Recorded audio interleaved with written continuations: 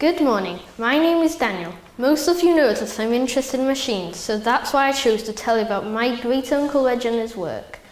My great-uncle Reg was born in Ireland. He comes from a Huguenot family which are originally from France, but he was born and brought up in Ireland. When he went to school in Liverpool, there was a metalwork and a woodwork, and that's when he got inspired about wood. He's made many things. He made these gates and put them in front of a church near Penrhyn Castle. He's also mended this big chair, and it was very big. It's about the height of this room. This is a book match stew. It's called a book match stew because when you split it, it's like a book. This is a font for baptizing babies. This is light brown and this is dark. It was made dark by a beefsteak fungus. This horse chestnut tree fell down in the front of school. If it had fallen on a Friday, it would have squashed 6 cars, but luckily it fell on a Saturday. This is a U-side table, and he made this table to go under it.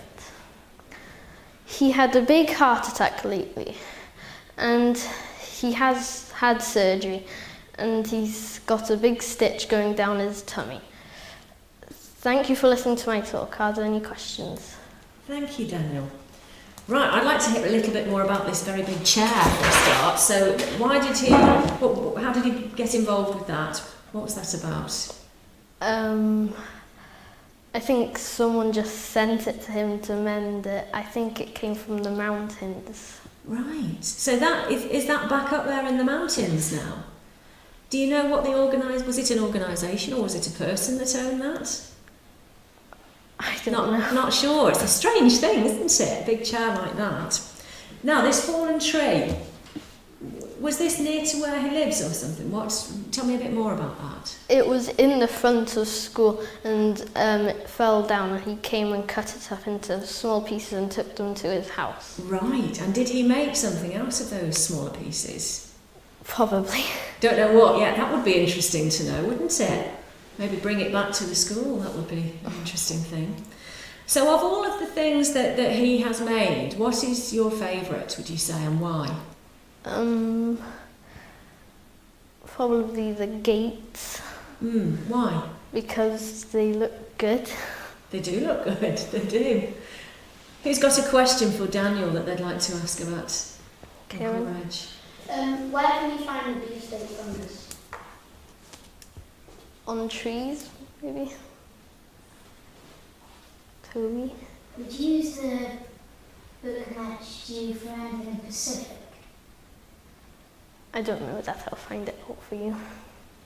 Lucy? Have you ever made anything out of wood? No, but at my grandma's house I have made a den. Oh, how long did that take you and what's that like? We still haven't finished it. We're going to take it apart and make it into a proper house. Really? So what did you use to make that and how long has it taken you so far? Well, I've got my own tools and my granddad gives me screws and nails. So you are really following in your great-uncle Reg's footsteps, aren't you? Is this something that maybe you'd like to do when you're older, or do you have other aspirations? Maybe.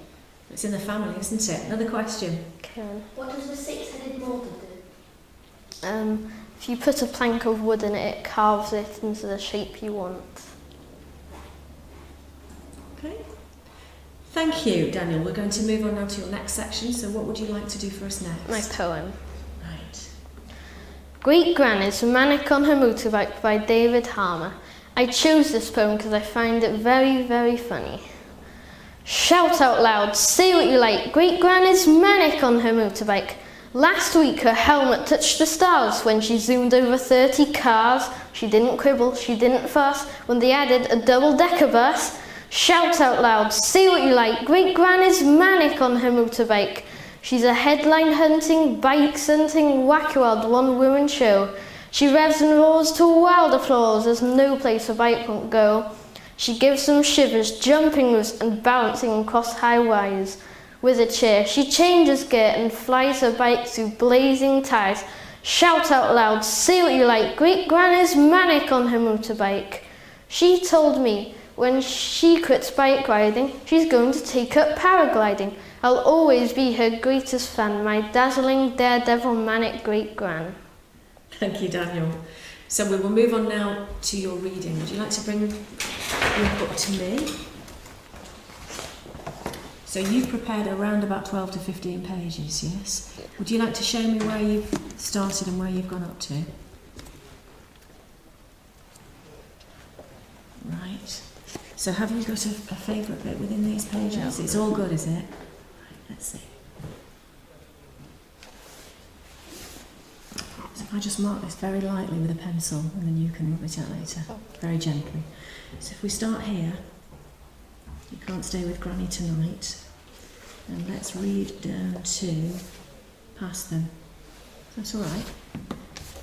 So there you are, you're going to go and introduce that for us. Gangster Granny by David Wannings. In this part of the story, because in the last chapter they were planning to steal crown jewels from the Tower of London, but he can't stay with his granny. You can't stay with Granny tonight, said Dad. It was 4 o'clock on the Friday afternoon, and Ben had just got home from school. It was strange that Dad was home so early. He usually didn't finish his shift at the supermarket until 8.